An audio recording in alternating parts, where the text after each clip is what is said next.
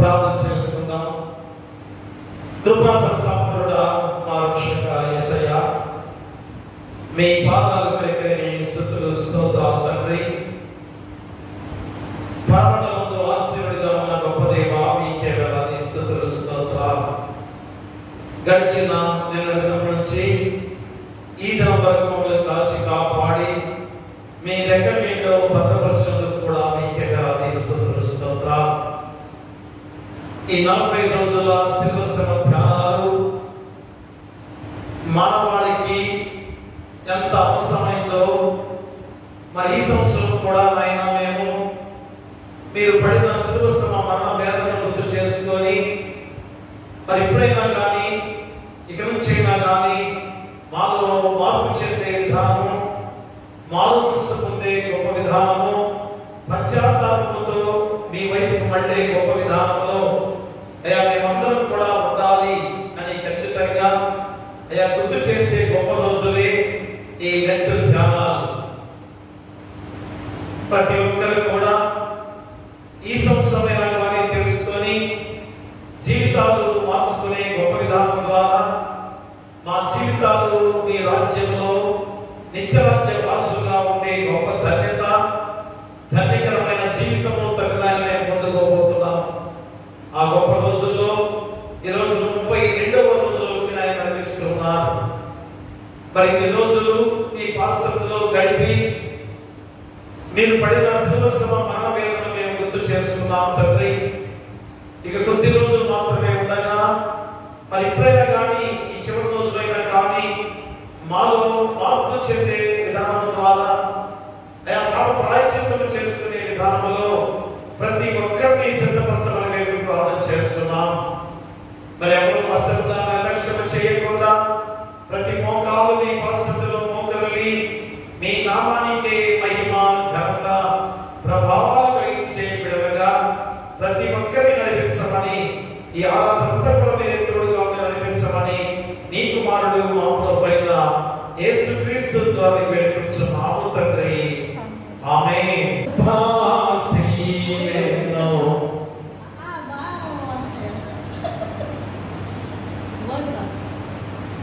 Bye.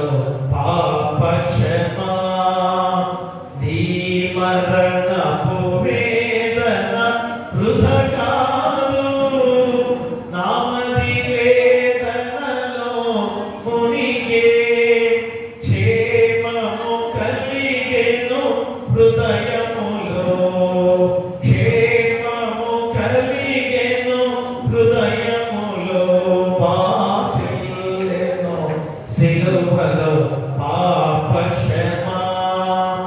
ఎందులకు నాపై ప్రేమ, అంతదయా స్వామి నామదికి, అందులకే భయముందితివి, అందులకే భయముందితివి, భాసిల్లెను సిలువలో పాప క్షమా.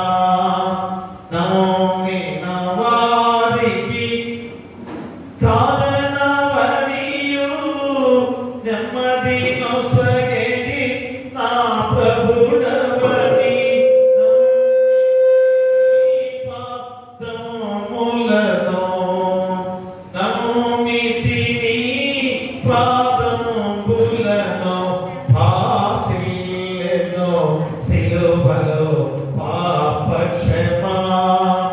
యేసు ప్రభుని దివ్య క్షమా, భాసిల్లెను సిలువలో పాప క్షమా.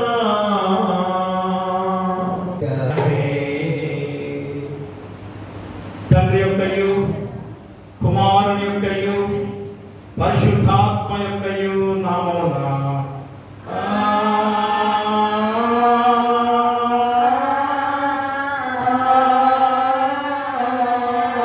ఆమేన్. ఓ ప్రభువా, నా పెదవులను తెరువుము,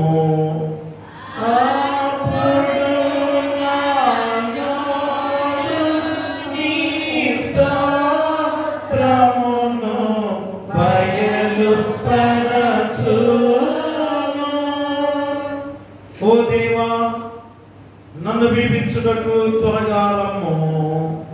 ఓ ప్రభువా, నా సహాయము నాకు త్వరగా రమ్ము. తండ్రికిని కుమారునికిని పరిశుద్ధాత్మకును ఆది అందు ఇప్పుడెల్లప్పుడు యుగ యుగములందు నాట్టు మహిమ కలుగుగాక. ఆమేన్, ఆమేన్, ఆమేన్. ఉత్తర పక్షురాలుగా 56వ సంకీర్తన, 56వ సంకీర్తన మన మధ్యలో జరిగి వెళ్ళి శారదాగా వచ్చి ఉత్తర పక్షురాలుగా చదవలసిందిగా కోరి ప్రార్థిస్తున్నా. ఉత్తర పక్షురాలుగా 56వ సంకీర్తనను జరిగి వెళ్ళి శారదా గారు చదవలసిందిగా కోరి ప్రార్థిస్తున్నా. ఈ దినముగా ఏర్పాటు చేయబడిన ఉత్తర పట్టణ వాటి వారంగా కీర్తన 56వ తేదీ. దేవా, నన్ను కరుణింపుము, మనుషులు నన్ను నింపాలని ఉన్నారు, దినమంతా వారు పోరాడుచు నన్ను బాధిస్తున్నారు. అనేకులు గర్వించి నాతో పోరాడుచున్నారు, దినగల్లా నా కొరకు పొంచి ఉన్నవారు నన్ను మృంగవలని ఉన్నారు. నాకు భయం సంభవించి దినమున నిన్ను ఆశ్రయించుచున్నాను. దేవుని బట్టి నేను ఆయన వాక్యమును కీర్తించెదను, దేవుని యందు నమ్మిక ఉంచి ఉన్నాను, నేను భయపడను. శరీరధారులు నన్నేమి చేయగలరు? దినమెల్లా వారు నా మాటలు అపార్థము చేయుదురు, నాకు హాని చేయవలన తలంపులే వారికి నిత్యము పుట్టుచున్నవి. వారు గుంపుగూడి పొంచి ఉందరు, నా ప్రాణము తీయవచ్చు, వారు నా అడుగు జాడలు కనిపెట్టుదురు. తాము చే దోషక్రియల చేత వారు తప్పించుకొందురా? దేవా, కోపము చేత జనములను అనుకొట్టుము, నా సంచారములను నీవు లెక్కించి ఉన్నావు. నా కన్నీళ్లు నీ గుడిలో ఉంచబడి ఉన్నవి, అవి నీ కన్నులలో కనబడును కదా. నేను మొదపెట్ట దినమున నా శత్రువులు వెనుకకు తిరుగుతురు. దేవుడు నా పక్షమున ఉన్నాడని నాకు తెలియను. దేవుని బట్టి నేను ఆయన వాక్యములను కీర్తించెదను, యెహోవాను బట్టి ఆయన వాక్యములను కీర్తించెదను. నేను దేవుని యందు నమ్మకించి ఉన్నాను, నేను భయపడను. నన్ను నన్నేమి చేయగలరు? దేవా, నీ మరణములో నుండి నా ప్రాణమును తప్పించి ఉన్నావు. నేను జీవపు వెలుగులో దేవుని సన్నిధిని సంచరించినట్లు జారిపడకుండా నీవు నా పాదములను తప్పించి ఉన్నావు. అందరం కలిసి నేను నీకు మృక్కులో ఉన్నాను, నేను నీకు స్తుతి యాగములను అర్పించెదను. తండ్రికి కుమారునికి పరిశుద్ధాత్మకు ఆదియందు ఇప్పుడు ఎల్లప్పుడూ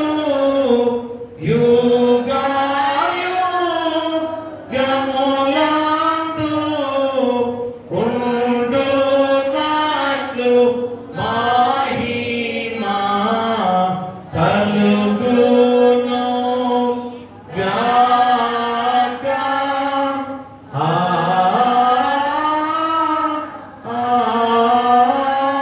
ఆమేన్. ఈ దినము కొరకై ఏర్పాటు చేయబడిన లేఖన భాగముగా పరిశుద్ధుడైన యోహాను రాసిన సువార్త 19వ అధ్యాయము 17 నుంచి 18 వచనాలు పచ్చల బ్లెస్సి వచ్చి చదవలసిందిగా కోరి ప్రార్థిస్తున్నాం. పరిశుద్ధుడైన యోహాను రాసిన సువార్త 19వ అధ్యాయము 17 నుంచి 18 వచనాలు పచ్చల బ్లెస్సి చదవలసిందిగా కోరి ప్రార్థిస్తున్నాం.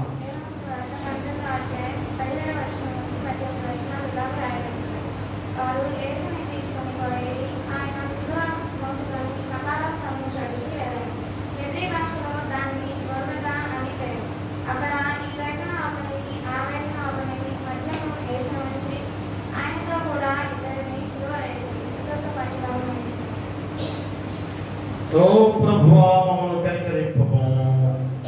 దేవునికి స్తోత్రము కలుగును గాక. వాక్య ధ్యానానికి ముందుగా ప్రార్థనలో నడిపించడానికి పోపూరి విజయరాణి గారు వచ్చి ప్రార్థనలో నడిపించవలసిందిగా కోరి ప్రార్థిస్తున్నాం. వాక్య ధ్యానానికి ముందుగా పోపూరి విజయరాణి గారి ప్రార్థనలో నడిపించవలసిందిగా కోరి ప్రార్థిస్తున్నాం. స్తోత్రం స్తోత్రం స్తోత్రం తండ్రి, జీవముగా నిలిచే ఆశీర్వాదపడి మహాపాదం స్తోత్రం స్తోత్రం. దేవుని కాల సమయంలో రాత్రి కాల సమయం వరకు తండ్రి మమ్మల్ని అందరినీ సభ్యులు లెక్కలో ఉంచినందుకు నీకే వందనాలు, స్తుతులు, స్తోత్రాలు రావు. తండ్రి పోయిన గురువారం ప్రభు ఏ గురువారం వచ్చినందుకు మమ్మల్ని అందరినీ నీ రక్షమైన నీడలో మేము దాచినందుకు నీ వందనాలు, స్తుతులు, స్తోత్రాలు రావు. తండ్రి ఇక్కడ చేరిన నేను జ్ఞాపకం చేసుకుంటాను. వాడే ద్వారా మనకు వచ్చింటున్నాను. వాక్యం ద్వారా మీరు మాతో మాట్లాడవచ్చు ప్రభావ. తండ్రి ప్రభావ ప్రతి ఒక్క బిడ్డ వ్యక్తులను తెలుగుదేశం మనసు మీరు దయచేయండి. స్తోత్రాలు స్తోత్రాలు ప్రభావ. వాక్యం గారి వాక్యం చెప్పబోతుంది ప్రభావ. ఆ బిడ్డ చుట్టూ కావుతారు ఆ బిడ్డ మంచి తెలుగు జ్ఞానం జ్ఞాపకం మీరు దయచేయండి. స్తోత్రాలు స్తోత్రాలు ప్రభావ. ప్రభావ ఎంతగా పోలీసులు ప్రభావ మా హృదయంలో భద్రపరచుకుని ప్రభావ దినదినం నెరవేర్చిన వారికి సహాయం చేయండి. స్తోత్రాలు స్తోత్రాలు తండ్రి ఇక్కడ చేసిన బిడ్డ మీరే జ్ఞాపకం చేసుకొని సహాయం చేయండి ప్రభావ. తండ్రి సాయంకాలం చిన్నమందగా కూడా నేను స్థుతిస్తున్నాను. మా స్థుతులపై ఆశీనుడని మీరే సహాయం చేయండి. ఈ ప్రార్థన సంపూర్ణంగా తెలుసుకుంటాం. ఆ భగవత్ త్వరలో రానైనా పరిస్థితిని అడిగి వేసుకుని ప్రార్థన చేస్తున్న పరమ తండ్రి. ఆమేన్. దయచేసి కూర్చోండి. మరి రోజు వాక్య ధ్యానముగా పాస్టర్ గారు వచ్చి వాక్యాన్ని అందించవలసిందిగా కోరి ప్రార్థిస్తున్నాం. ముందుగా నాకు ఇది ధన్యతనిచ్చినటువంటి దేవాది దేవునికి నా వందనాలు తెలియజేస్తున్నానండి. అలాగే ఈ సంఘ కాబడి గారికి నాకు ఈ అవకాశం ఇచ్చినటువంటి సంఘ కాబడి గారికి నా హృదయపూర్వక వందనాలు తెలియజేస్తున్నాను. కూడి వచ్చిన సంఘం అందరికీ రాత్రికాల శుభాభివందనాలు తెలియజేస్తున్నాను. ఈ దినముగా ఏర్పాటు చేయబడిన వాక్య భాగము యోహాను సువార్త 19వ అధ్యాయము, యోహాను సువార్త 19వ అధ్యాయము 17-18 వచనాలు మనం చూస్తున్నట్లయితే, వారు యేసుని తీసుకొని పోయి ఆయన తన శిలువ మోసుకొని కపాల స్థలమన్న చోటికి వెళ్ళెను. హెబ్రీ భాషలో దానికి గొల్గొతా అని పేరు. అక్కడ ఈ వైపున ఒకరిని ఆ వైపున ఒకరిని మధ్యన యేసును ఉంచి ఆయనతో కూడా సిలువ వేసిరి. చాలండి. ఈరోజు మనకి ఇచ్చినటువంటి ధ్యానాంశము కపాల స్థలము. సిలువ మరణము కన్నా క్రూరమైన మరణము మరొకటి లేదు. పిలాతు యేసు ప్రభు వారికి సిలువ శిక్షను ఖరారు చేసిన తర్వాత వారు ఆయనను తీసుకుని వెళ్ళినప్పుడు అక్కడ ఉన్నటువంటి సైనికులు కానీ, యూదులు కానీ, యాజకులు కానీ, శాస్త్రులు కానీ, పరిసయ్యులు కానీ అందరూ కూడా ఆనందించిన వారు. యేసయ్యకు శిక్ష పడుతున్నందుకు యేసు ప్రభు వారు తన సిలువను ఎత్తుకుని యెరూషలేము పురవీధుల వెంట వెళుతుండగా ప్రతి ఒక్కరూ ఆయన చూసి ఆనందిస్తున్నారు. అంటే కపాల స్థలం అనే చోటు వరకు ఆయనని సిలువ ఎత్తుకుని నడిపిస్తున్నారు. ఆ రోజుల్లో సిలువ శిక్షను వేసినప్పుడు ఎక్కడ వేసేవారంటే ఊరికి అవతల, అంటే గవినికి అవతల వైపు వేసేవారు. ఎందుకంటే ఆ ఊరి జనం అంతా కూడా ఆ యొక్క నేరం చేసిన వ్యక్తి ఆ సిలువను మోస్తుండగా చూస్తూ ఎంత భయంకరంగా ఉంటుందంటే ఆ శిక్షను చూస్తున్నప్పుడు మరెవ్వరూ కూడా అటువంటి నేరము చేయకూడదని వారి మనసుల్లో దృఢంగా నిశ్చయించుకోవాలని ఆ ఊరిలో ఉన్నటువంటి వీధులన్నీ కూడా తిప్పుకొని చివరి ఊరి వెలుపల శిక్షను వేస్తూ ఉండేవారంట. అదేవిధంగా యేసు ప్రభు వారిని కూడా యెరూషలేము పురవీధుల్లో సిలువతో ఆయనను మోస్తున్నప్పుడు ఆయన సైనికులు కొరడాలతో కొడుతూ శిక్షిస్తూ తీసుకుని వెళ్తుండగా మరి యేసయ్య సిలువ వేయ స్థలము ఏ స్థలం అండి? కపాల స్థలం. ఇప్పుడు మనం చదువుకుని ఉన్నాం. ఆ స్థలం హెబ్రీ భాషలో గొల్గొతా అని కూడా పేరంటండి. అలాగే లాటిన్ భాషలో కల్వరి అని కూడా పేరంట. మరి ఇంకా ఆ స్థలంలోనే ఆదాము గారు పూడ్చిపెట్టారు కాబట్టి ఆదాము ఆ యొక్క స్థలానికి కపాల స్థలం అని వచ్చింది కూడా ఒక నానుడి ఉన్నది. ఇంకా ఆ కల్వరి కొండ ఆకారం కూడా ఎలా ఉంటుందంటే కపాలం ఆకారంలో. కపాలము అంటే పుర్రె, తల. చనిపోయిన వ్యక్తుల్ని చాలా రోజుల తర్వాత వాళ్ళ యొక్క శిథిలమైనటువంటి ఎముకల్ని మనం చూస్తూ ఉంటాం. ఆ తల పుర్రెలా మారుతూ ఉంటుంది, ఆ యొక్క ఆకారంలో ఉంటుందంటండి.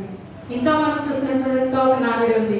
ఆ కల్వరి కొండ మీద అనేక మంది నేరస్తులను శిక్ష వేస్తున్నప్పుడు వారందరూ చనిపోయిన తర్వాత వారి కపాలాలన్నీ కూడా ఆ స్థలంలో నిండి ఉన్నవి కాబట్టి ఆ స్థలానికి కపాల స్థలం అని, గొల్గొతా అని, కల్వరి అని పేరు వచ్చినట్లుగా మనకి తెలుస్తుందండి. చూసినట్లయితే ఏదేమైనప్పటికీ ఆ యొక్క కపాల స్థలం గురించి మనం ఇది ధ్యానం చేసుకోబోతున్నాము.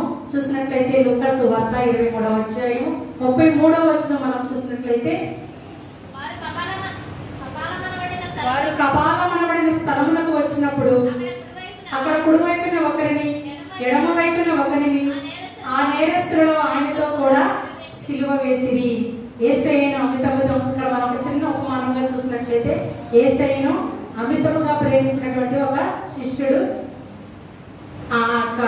ఆయన పుట్టినటువంటి ప్రాంతాన్ని చూడాలని పాలస్తీనా దేశానికి వెళ్ళాడంటే, ఆ వెళ్ళినప్పుడు ఆ ప్రాంతం అంతా కూడా పరిచయం చేయాలంటే అక్కడ ఒక గైడ్ ఉంటూ ఉంటారు. మనం వెళుతూ ఉంటాం, టూర్కి వెళుతూ ఉన్నప్పుడు ఆ ప్రాంతాన్ని పరిచయం చేయనటువంటి ఒక వ్యక్తి ఉంటాడు. ఆ వ్యక్తి కొంతమందిని బృందంగా తీసుకుని ఆ ప్రాంతంలో ముఖ్యమైన ప్రదేశాలు ఏమేమి ఉన్నాయని మనకి తెలియచెప్తూ ఉంటాడు. అలాగే అక్కడ కూడా ఒక యూదుడైన గైడ్ ఉన్నాడంట. ఆ యేసయ్యను అమితంగా ప్రేమించినటువంటి ఒక వ్యక్తి ఆ ప్రాంతానికి వెళ్ళినప్పుడు ఆ గైడ్ని తీసుకుని ముందుకు వెళుతున్నప్పుడు ఆ గైడ్ ఏం చేస్తున్నాడంటే అక్కడ ఉన్నటువంటి యెరూషలేము పట్టణంలో ఉన్నటువంటి సీయోను కొండను, ఒలీవల కొండను, గెస్సెమనే తోటను, రాజుల సమాధులను, యాకోబు బావిని ఇలా అన్నీ చూపిస్తూ ఉన్నాడంటండి. కానీ ఆ భక్తుడికి ఏం చూడాలని అక్కడికి వెళ్ళాడండి? ఇవన్నీ నాకు అవసరం లేదు, నా కొరకు మరణించినటువంటి నా యేసయ్య సిలువ వేయబడినటువంటి కల్వరిని నాకు చూపించమని కోరుతున్నాడంటండి. మరి యేసయ్య మరణించినటువంటి ఆ కల్వరి లేనిదే మన జీవితాల్లో ప్రాముఖ్యత లేదు. మన జీవితాల్లో ఆ ఆధిక్యత లేదు. మరంతా ఆధిక్యత కలిగినటువంటి ఆ కల్వరిని చూపించమని ఆ శిష్యుడు అడుగుతున్నాడు. మరి దినాన మనము ఆ కల్వరిని చూసేవారిగా ఉన్నామా, లేదా ఇంకనూ చూడలేని స్థితిలోనే ఈ లోకంలో మనము జీవిస్తున్నామా? ఎందుకంటే ఆ కల్వరి శిలువ యందు యేసయ్య యొక్క ఏం కనిపిస్తుందంటండి? ఉన్నతమైన త్యాగం కనిపిస్తుందంటండి, గొప్ప ప్రేమ కనిపిస్తుందంటండి, మన మీద ఉన్నటువంటి కనికరము కనిపిస్తుందంట. మరి ఆ యొక్క ప్రేమ, ఆయన చేసినటువంటి త్యాగము, ఆయన కనికరాన్ని చూడాలని ఆ యొక్క భక్తుడు అక్కడికి వెళ్ళినట్లుగా మనకు వాక్య భాగాలు సెలవిస్తున్నాయి. మరి ఆ కల్వరి యొక్క ఆధిక్యత ఏంటి? ఆ గొల్గొతా యొక్క ప్రాముఖ్యత ఏమిటి? ఆ కల్వరి యొక్క విశిష్టత ఏమిటి? ఈ దినాన మనకి ఇచ్చినటువంటి ఆ కపాల స్థలం అనే దాని యొక్క విశిష్టత, ప్రాముఖ్యత, అసలు ఆధిక్యత ఏమిటి అనే దాన్ని ఈ దినాన మనము 7 మాటలుగా మనము క్లుప్తంగా జ్ఞానం చేసుకుందాం అండి. మొట్టమొదటిగా మనం చూసినట్లయితే కపాల స్థలము దేనిదండి? మన రక్షణ క్రయధనము చెల్లించబడినటువంటి స్థలం. మొట్టమొదటి ఏంటండి? మన రక్షణ క్రయధనము చెల్లించబడినటువంటి స్థలం. చూసినట్లయితే కొరింథీయులకు రాసిన మొదటి పత్రిక 6వ అధ్యాయము 19వ వచనాన్ని మనం చూసినట్లయితే, మీ దేహము దేవునివలన మీకు అనుగ్రహింపబడి మీలోనున్న పరిశుద్ధాత్మకు ఆలయమే ఉన్నదని మీరు ఎరుగరా? మీరు మీ సొత్తు కాదు, విలువ పెట్టి కొనబడిన వారు కనుక మీ దేహముతో దేవుణ్ణి మహిమపరచుడి. మీరు మీ దేహము దేవుని వలన మీకు అనుగ్రహింపబడి మీలోనున్న పరిశుద్ధాత్మకు ఆలయమై ఉన్నదని మీరు ఎరుగరా? మీరు మీ సొత్తు కాదు, విలువ పెట్టి కొనబడిన వారు కనుక మీ దేహముతో దేవుణ్ణి మహిమపరచుడి. దేవాలయం ఎలా అయితే దేవునికి చెందుతుందో, మనం దేవాలయానికి వచ్చి ఏం చేస్తామండి? దేవుణ్ణి ఆరాధిస్తాం, దేవుణ్ణి స్తుతిస్తాం. మరి అలాగే విశ్వాసి తన శరీరాన్ని తన సొంతమైనట్లుగా భావించకూడదంటండి. మన శరీరం ఎవరు విలువ పెట్టి, యేసయ్య యొక్క రక్తముతో విలువ పెట్టి కొనబడిన మన శరీరము మన ఇష్టానుసారంగా మనం ఉపయోగించకూడదు.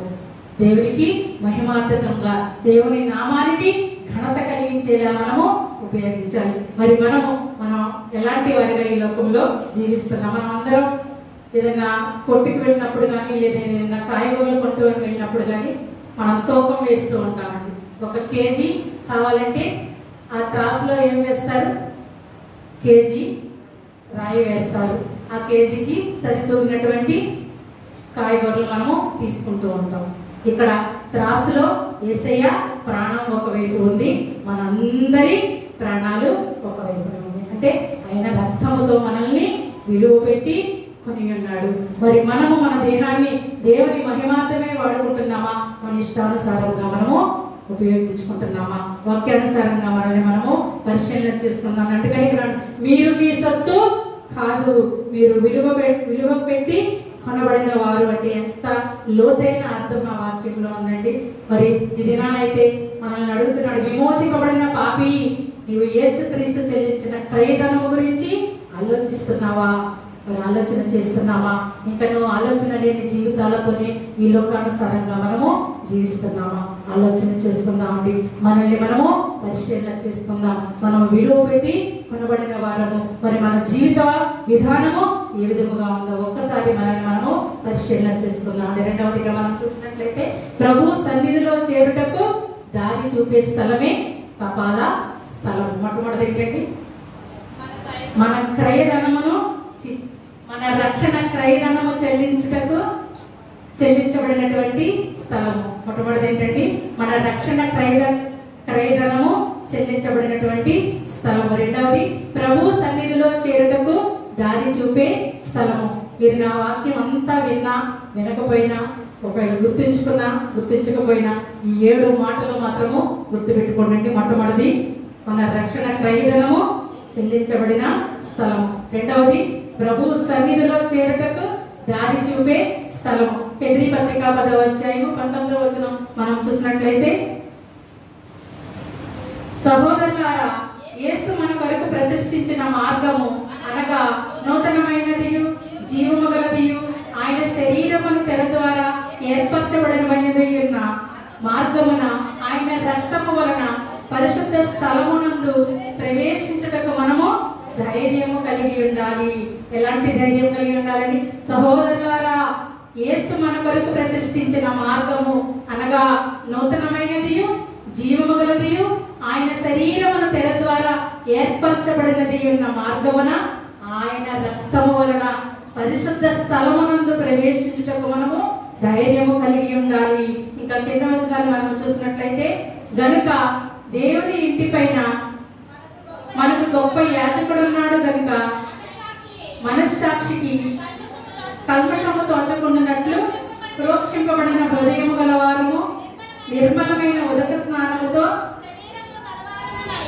శరీరము గలవారమునే ఉండి విశ్వాస విషయములలో సంపూర్ణ నిశ్చయత కలిగి యథార్థమైన హృదయముతో మనం దేవుని సన్నిధానముకు చేరుదుము. ఎలాంటి హృదయముతో అంటే యథార్థమైన హృదయముతో దేవుని సన్నిధానముకు చేరుదుము.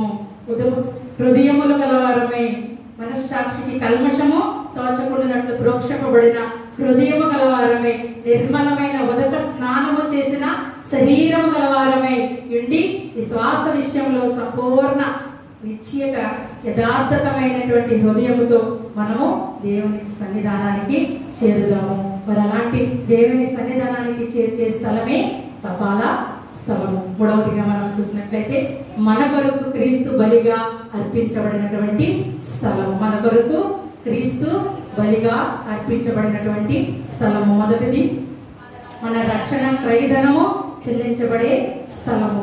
ప్రభు సన్నిధికి చేరినట్లు దారి చూపే స్థలము. మూడవది మన కొరకు క్రీస్తు బలిగా అర్పించబడినటువంటి స్థలము. చూసినట్లయితే రోమాపత్రిక 3వ అధ్యాయము 26వ వచనం మనం చూసినట్లయితే, క్రీస్తు యేసు రక్తమందలి విశ్వాసము ద్వారా ఆయనను కరుణాధారముగా బయలుపరిచెను. దేవుడప్పటి కాలమున తన నీతిని కనబరుచు నిమిత్తము తాను నీతిమంతుడను యేసునందు విశ్వాసం గల వారిని నీతిమంతులుగా తీర్చుటకై ఉండుటకు ఆయన అలాగు చేసను. ఎలాగూ చేసినండి?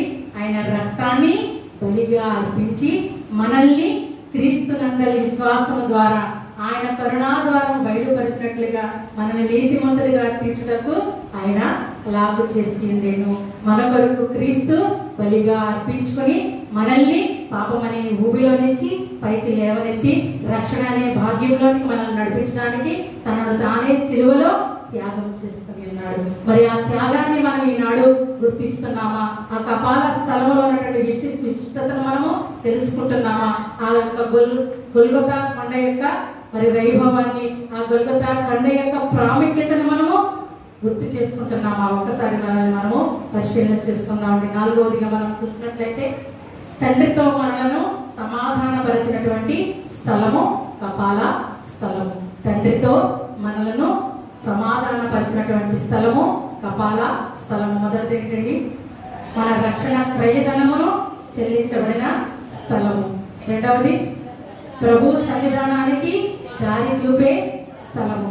మూడవది మన వరకు క్రీస్తు బలిగా అర్పించుకున్న స్థలము కపాల స్థలము. నాలుగవది తండ్రితో మనలను సమాధానపరిచిన స్థలము కపాల స్థలము. కొలస్సీ పత్రిక 1వ అధ్యాయము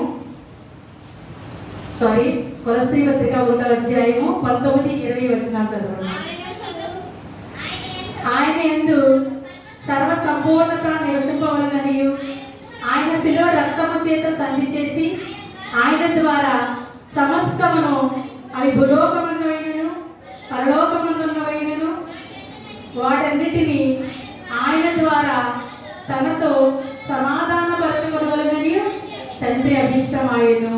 తండ్రి అభిష్టాన్ని, తండ్రి కోరికను నెరవేర్చడానికి ఆయన శిలువలో తన ప్రాణాన్ని త్యాగం చేస్తున్నటువంటి స్థలము. తండ్రితో మనలను సమాధానపరచడానికి తన ప్రాణాన్ని త్యాగం చేసినటువంటి స్థలము కపాల స్థలము. భూలోకమందున్నవైనను పరలోకమందున్నవైనను వాటన్నిటినీ ఆయన తన ద్వారా తనతో సమాధానపరచుకొనవలెనని తండ్రి యొక్క యెహోవా దేవుని యొక్క కోరిక ఉన్నది, అభిష్టమై ఉన్నది. దానిని నెరవేర్చడానికి శిలువలో ఆయన తనను తాను బలియాగము చేసుకుని ఉన్నాడు. మరి 5వదిగా మనం చూసినట్లయితే క్రైస్తవ జీవితములలో పరిశుద్ధతను పొందుకున్న స్థలము కపాల స్థలము.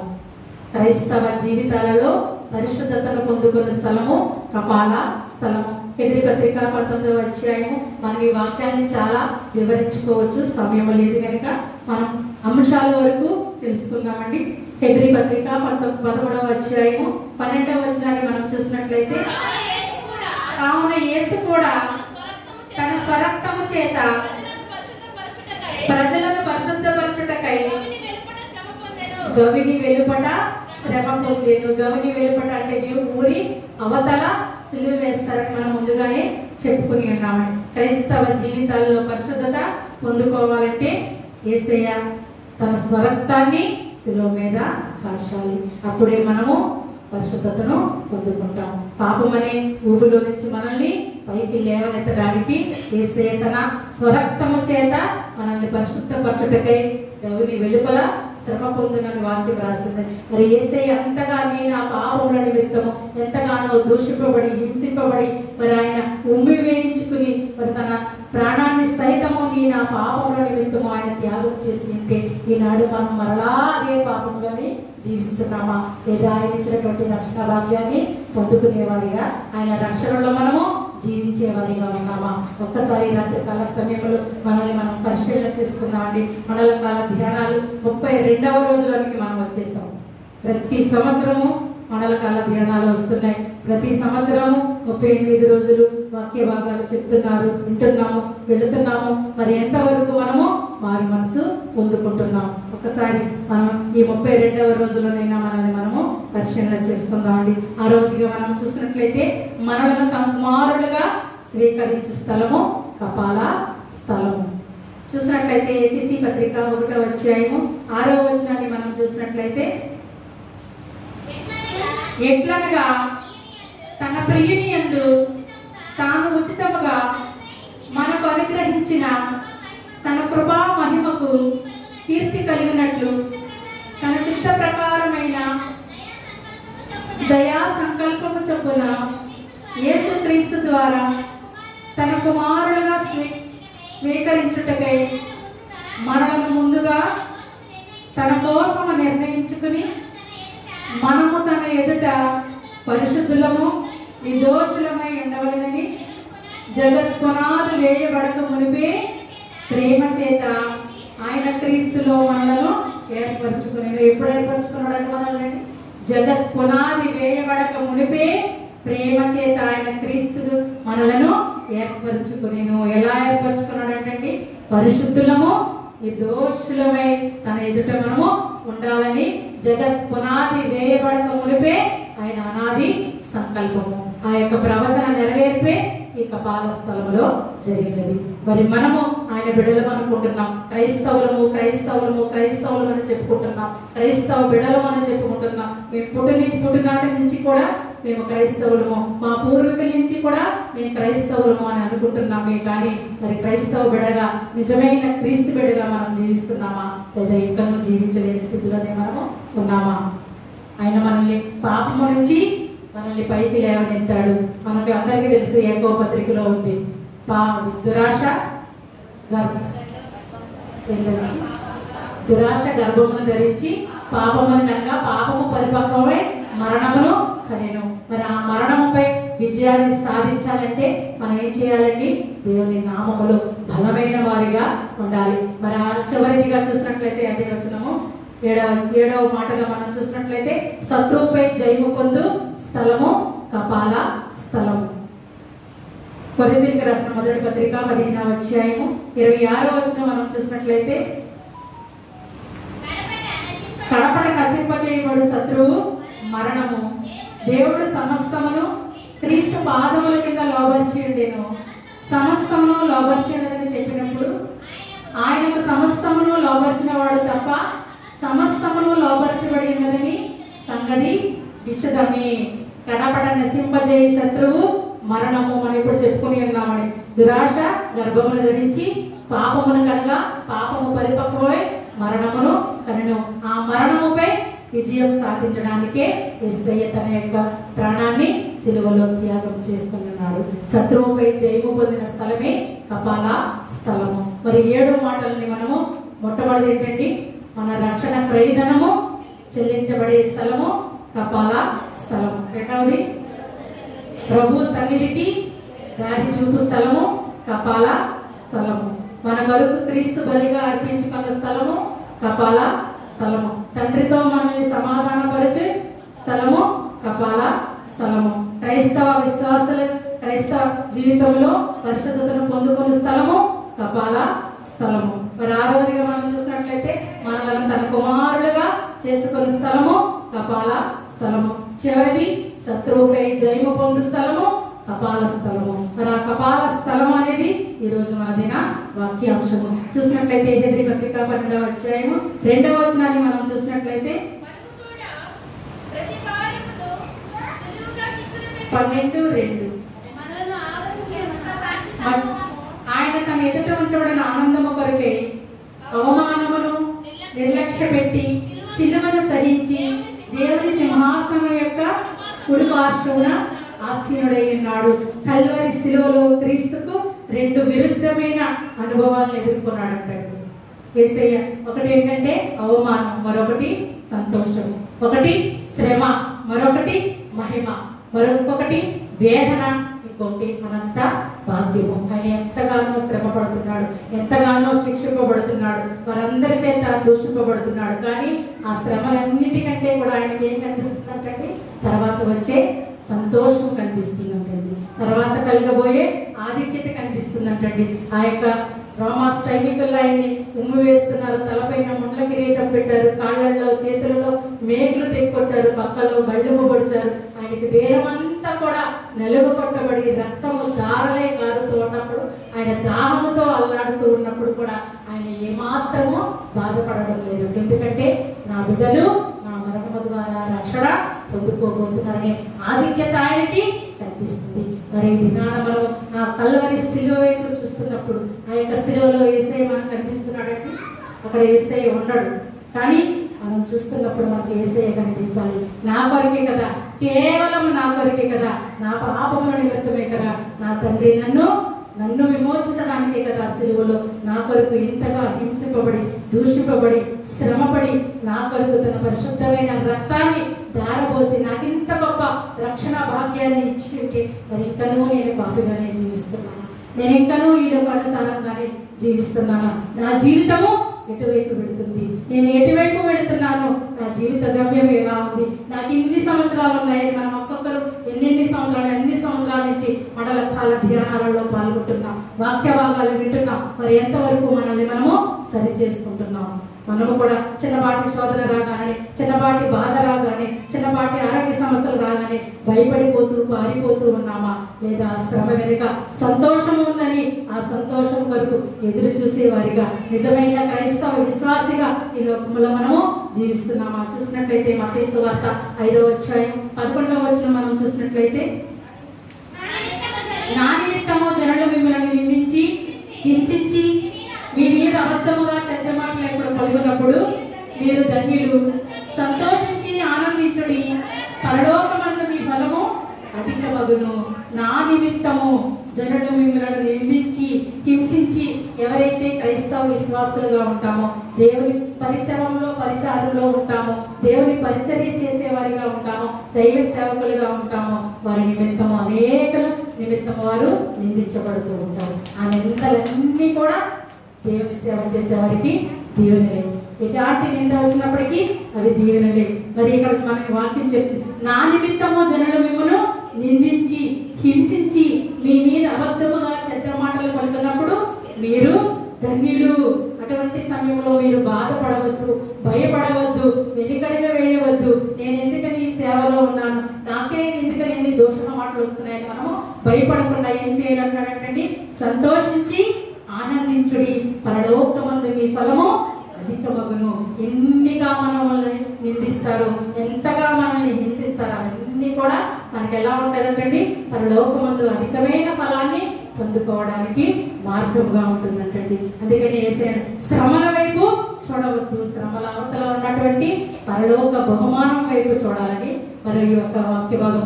యేసయ్య కల్వరి సిలువలో ఆయన అంతగా శ్రమ పడుతున్నప్పటికీ కూడా ఆ శ్రమలను ఆయన బాధపడుతూ ఆయన బాధిస్తున్నప్పటికీ కూడా ఆయన వాటి కోసం ఆలోచన చేయట్లేదు అంటండి. ఆ శ్రమల ద్వారా నా బిడ్డలు పొందుకోపోయే ఆధిక్యతను ఆయన చూచి సంతోషపడుతున్నాడు అంటండి. మరి ఇది మనం ఎటువంటి వారిగా జీవిస్తున్నాం? శ్రమల నుండి మనకి కొంచెం ఆశీర్వాదాలని పొందుకునే నిమిత్తం వాటి గురించి ఆలోచన చేసేవారిగా ఉన్నామా? తాత్కాలికమైనటువంటి శ్రమలకు లోబడిపోయి భయపడిపోయి పారిపోయేవారిగా ఉన్నామా?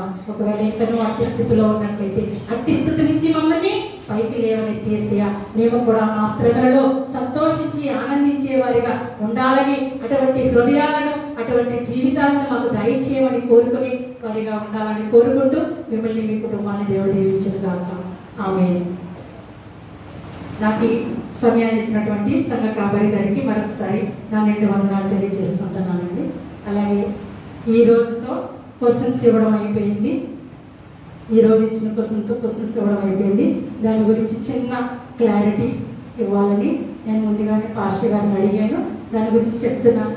మీరు క్వశ్చన్స్ రాసినప్పుడు ఆన్సర్ ఎవరు అని ఇచ్చినప్పుడు ఆ ఎవరు అనే పేరు మాత్రమే రాయండి దయచేసి. ఆ వచనం అంతా ఎత్తి రాయవద్దు. సపోజ్ మనం చూసినట్లయితే మీ అందరికీ బైబిల్ ఉంది కాబట్టి ఆదికాండము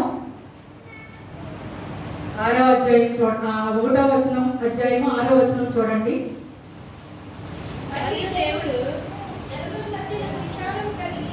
సరే 10 చూడండి. 10వ వచనం చూడండి.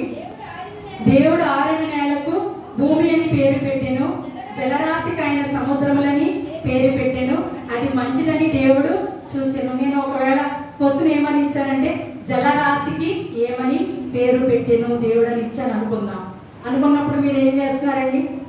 దేవుడు ఆరిన నేలకు భూమి అని పేరు పెట్టాడు, జలరాశికి సముద్రం అని పేరు పెట్టాడు, అది మంచిదని దేవుడు చెప్పాడు, మొత్తం రాస్తున్నారు. అంటే మీరు రాసిన దాంట్లో ఆన్సర్ నేను మరలా వెతుక్కోవలసి వస్తుంది. అందుకనే అది దిద్ది ఇవ్వడము లేట్ అవుతుంది కనుక దయచేసి ఇప్పుడు మీకు అర్థమై ఉంటుంది క్వశ్చన్కి ఆన్సర్ ఎలా రాయాలనేది. నేను ఏదైతే అడిగానో ఆ యొక్క దానికి మాత్రమే ఆన్సర్ రాయండి. ఒక్క మాట రావచ్చు, ఒక లైన్ రావచ్చు, ఒక్కొక్క దానికి 2-3 లైన్లు రావచ్చు. అలా అని ఒక్క మాట అన్నానని ప్రతిదానికి ఒక్క మాట షార్ట్ కట్లో రాయొద్దు. దేనికి సంబంధించిన దానిని ఆ సందర్భంగా క్వశ్చన్స్ రాయవలసిందిగా ప్రభు పేట మనం చేస్తున్నాం. దేవుని సంగమా దేవుడిలారా, మరెంతో చక్కటి వాక్యము కపాలస్థానం. ఇక 32వ రోజులోకి వచ్చాం కనుక మరి చివరికి చేరుతున్నాం. మరి కపాల స్థలానికి వచ్చాం. ఆ కపాల స్థలము మరి భూగోళానికి కేంద్ర బిందువుగా ఉంది. చూడండి, దేవుని ప్రణాళిక ఎంత గొప్పదో. అది ఎవరో మనం అనుకున్నది కాదు. మా దేవుని వాక్యము అందులో భూగోళ శాస్త్రవేత్తలకు కూడా దాన్ని పరిశీలించిన తర్వాత స్మిత్ సేన్ అనే ఒక భూగోళ శాస్త్రవేత్త దాన్ని పరీక్షించిన తర్వాత యేసుక్రీస్తు వారు సిలువ వేయబడిన స్థలము భూగోళానికి కేంద్ర బిందువుగా ఉన్నది. చూడండి, అంటే దేవాది దేవుడు ఈ భూమికి ఎలాంటి కేంద్రంగా ఉన్నవాడిగా ఉన్నాడో గుర్తు చేస్తూ అలాంటి యేసుక్రీస్తు వారిని మరి ఏ రీతిగా మానవ జనాంగము సిలువ వేయబడ్డ విధానాన్ని మనందరం కూడా ప్రతిరోజు గుర్తు చేసుకుంటూ మరి రోజు 7 మాటల ద్వారా ఆ కపాల స్థలం యొక్క ప్రాముఖ్యత ఏంటో, ఎందుకు యేసుక్రీస్తు వారు మరణించిన విధానంలో ఆ కపాల స్థలానికి ఎంత పేరు వచ్చిందో కూడా ఆ 7 మాటల ద్వారా గుర్తు చేసే విధానం. అంటే 7 అనేది పరిపూర్ణ సంఖ్య కదా. చివరి మాట ఏంటి? శత్రువులపై జయం పొందు స్థలం. శత్రువులపై జయం పొందు స్థలం అనగా మనందరం కూడా అపవాది ద్వారా జయం పొందుకొని రక్షించబడ్డ వారముగా ఆ యేసుక్రీస్తు వారు సిలువ వేయబడ్డారు కనుక ప్రియ దేవులారా, మరి దేవాది దేవుడిగా మరి ఆయన సిలువ వేయబడిన స్థలంలో ఏదేంతో కూడా అక్కడే ఉన్నది. మరి ఆయన సమాధి చేయబడిన స్థలం కూడా అదే. మరి రేపు రాబోయే రాజ్యము దేవుని రాజ్యం కూడా అక్కడనే ఏర్పాటు చేయబడటం అనేది కూడా ఎంత గొప్ప విధానంలో దేవుని వాక్యం గుర్తు చేస్తూ మరి ఆ మోరియా కొండపై ఇశ్రాయేలు జనాంగానికి ధర్మశాస్త్రాన్ని దేవుడు ఇచ్చి ఉండగా మరి కల్వరి కొండ మానవ జీవితాలకి మరి విమోచన అందించిన గొప్ప విధానంలో ఆ ధర్మశాస్త్రానికి ఏ విధంగా బలి అయిన దేవాది దేవుడే యేసుక్రీస్తు వారు. ప్రియాదులారా, కాబట్టి ధర్మశాస్త్రం దేనికి ఇచ్చారు? మా మనుషులుగా మానవులుగా మనం రక్షించబడాలని, దాన్ని ఏ విధంగా నెరవేర్చబడాలని ధర్మశాస్త్రము ఇవ్వబడింది. కానీ అది మనం నెరవేర్చలేదు. ఆ నెరవేర్చబడిన విధానం ఎంతగా యేసుక్రీస్తు వారి దేనికి మనందరి కొరకు ఆయన అలాంటి యాగం ద్వారా రక్షించిన దేవుడు. అలాంటి ఘోరమైన ఆ కపాల స్థలములో సిలువేయబడ్డ యేసుక్రీస్తు వారు మరి ఎప్పుడైనా కానీ మానవసు పొంది మన జీవితాలను దేవునికి అర్పించుకునే బాధ్యతగా ప్రతి ఒక్కరు కూడా ఉండాలని కోరుతూ మీకును మీ కుటుంబాలకును సదాకాలము దేవుడు తోడైండును గాక. ఆమేన్.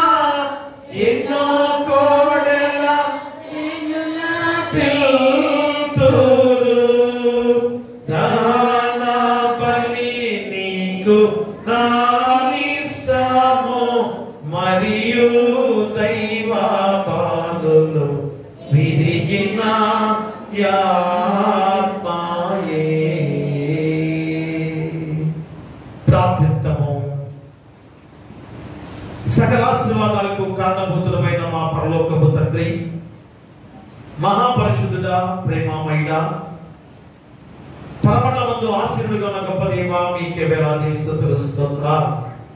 అయ్యా, గడిచిన దినం నుంచి ఈ దినం వరకు మమ్మల్ని కాచి కాపాడి మళ్ళా ఈ 40 రోజుల శిలువ శ్రమ ధ్యానాలలో 32వ రోజు అయ్యా మా జీవితాలు ఎంతగా అయ్యా ఈ కపాల స్థలం అనే అంశం ద్వారా అయ్యా మీరు మాకు శ్రమించిన గొప్ప మాటలు, అయ్యా గొప్ప వాక్యము తండ్రి. ఎందుకంటే ఆ కపాల స్థలములో మీరు సిలువ వేయబడింది దేనికి? అయ్యా ఊరి వెలుపట గమని బయట అయ్యా ఏ రీతిగా మీరు సిలువ వేయబడ్డారు, అక్కడ కపాల స్థలం ఎందుకు ఉన్న పేరు వచ్చిందనగా అయ్యా నాడు తండ్రి నాన్న ఎంతో మందిని సిలువ వేసిన సందర్భాలలో ఎన్నో కపాల తోట కూడా దగ్గరలోనే ఉన్నది. మరి ఇవన్నీ కూడా అయ్యా ఏ విధంగా ఏదో మేమేదో అయ్యా రాస్తున్న రాతల కాదు తండ్రి, అయ్యా నిజమైన నిరూపణ కలిగిన అయ్యా వాస్తవాలు తండ్రి నాయన రోజు మేమందరం కూడా మరి గుర్తు చేసుకునేదా అలాంటి కపాల స్థలములో అయ్యా మీరు సిలువ వేయబడిన దేనికి అనగా రక్షణ క్రైస్తవము చెల్లించబడిన స్థలం అది. అయ్యా ప్రభు సన్నిధిలోనికి చేరుటకు అంకెతో ఆనాడు సిలువపై కూడా 7 మాటల ద్వారా అయ్యా మమ్మల్ని ఏ రీతిగా రక్షించబడిన ఆ గొప్ప విధానంలో ఈ రోజు కపాల స్థలము అనే దానికి కూడా 7 సందర్భాలు గుర్తు చేసుకొని చక్కని వాక్యాన్ని ఈరోజు మా హృదయంలో భద్రపరుచున్నారు. మరి ఈ వాక్యాన్ని తండ్రి పాస్టర్ గారు ఎంతో చక్కగా మరి వివరించి ఆయన మరి మీరు చెప్పిన విధానాన్ని బట్టి తండ్రి పాస్టర్ గారు మంచి ఆరోగ్యాన్ని దయచేయండి, మా కుటుంబాన్ని దీవించి బాబుచ్చమని వేడుకొని ప్రార్థన చేస్తున్నాం. మరి ఉన్న వాక్యాన్ని ఫలింపు చేసి ఆ వాక్యాన్ని హృదయాల్లో భద్రపరుచుకొని అయ్యా ఆ వాక్యాన్ని గృహాల్లో ఆపాదించుకునే బాధ్యత ప్రతి బిడ్డకు కూడా దయచేయండి. ఎవరైతే వచ్చిన వారు రాని వారిగా ఉన్నారో అయ్యా అందరూ పెట్టుకొని మేము ప్రార్థన చేస్తున్నాం. వచ్చిన వారు బట్టి రాని వారి బట్టి వృద్ధాప్యం ఉన్నవారు, నలివేసి ఉన్నవారు, ఎవరు ప్రాయదర్శి ఉన్నవారు, చిన్నబిడ్డలు, కృష్ణోగులు, అనాథలు, అమాగ్యులు అయ్యా గర్భిణీ శిరస్సు కోసం దయచేయండి. బాధితులు తల్లిదండ్రులు క్షేమంగా ఉంచండి. పిల్లలు లేని వారి బిడ్డలు దయచేయండి. వివాహాలు కాని వారికి వివాహాలు చేయండి. గృహాలు లేని వారికి గృహాలు ఇవ్వండి. ఉద్యోగాలు లేని ఉద్యోగాలు దయచేయండి.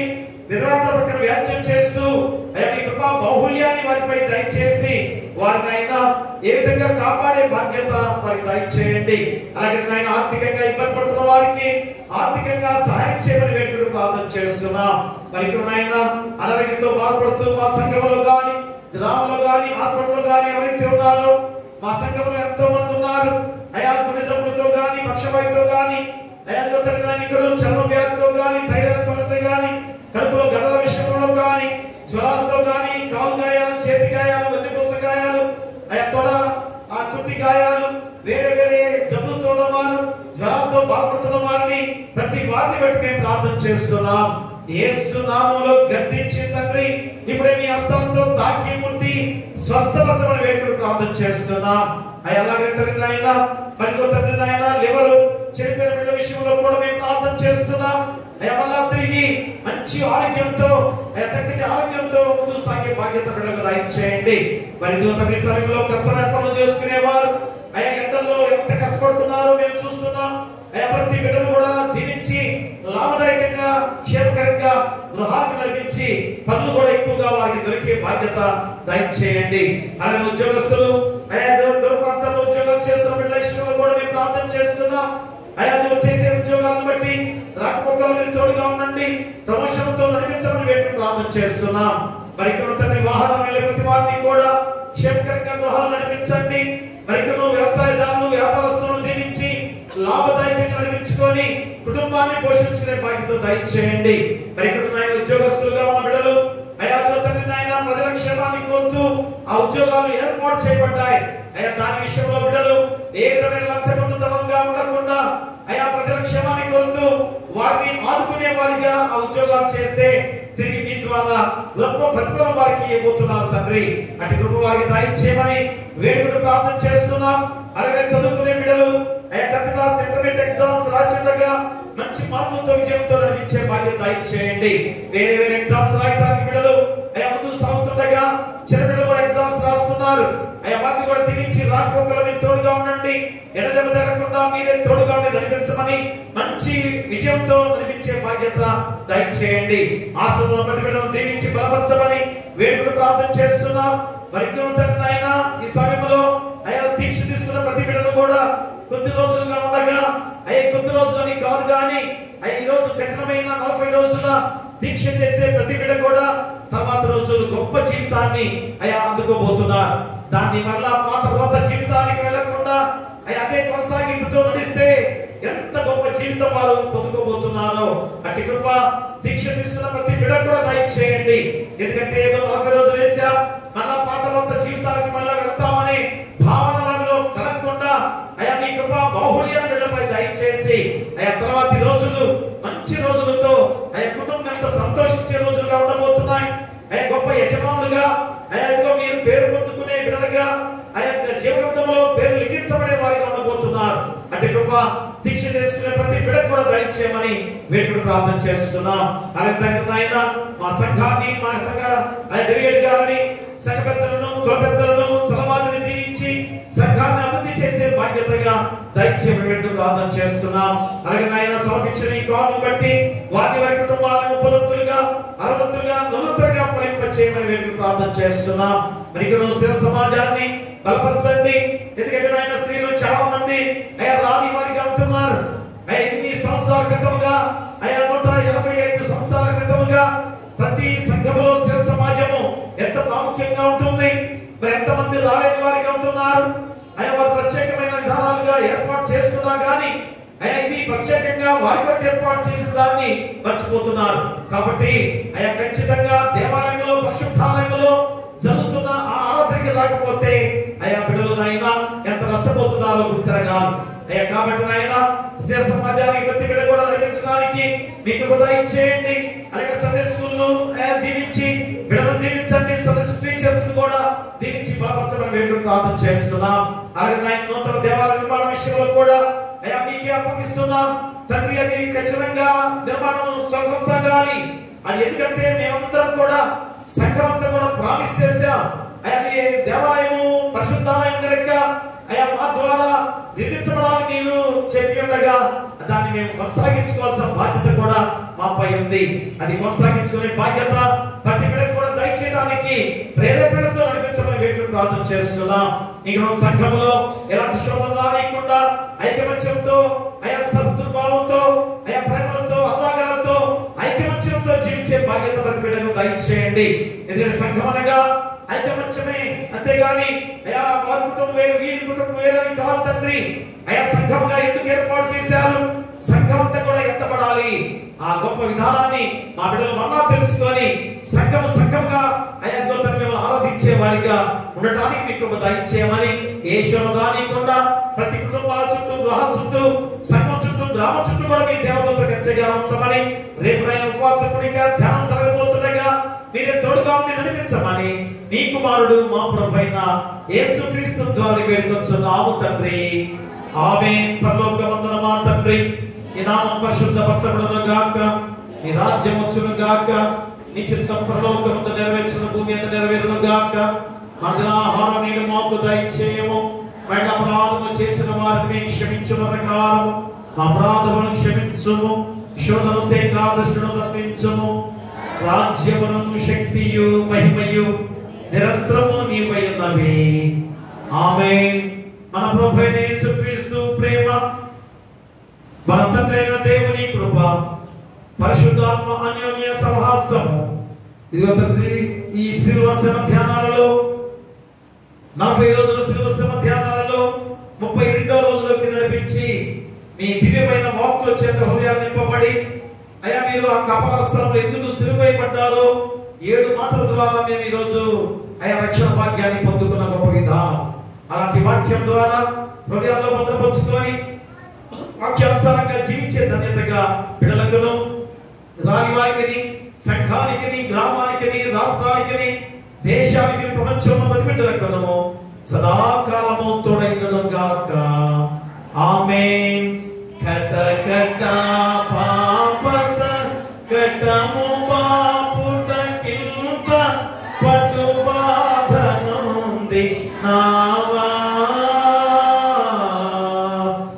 ఎటువంటిది ప్రేమ, ఎటువంటిది శాంత, ఎటులవ నింతు స్వామి. ఎటువంటిది ప్రేమ, ఎటువంటిది శాంత, మెటులవ నింతు స్వామి.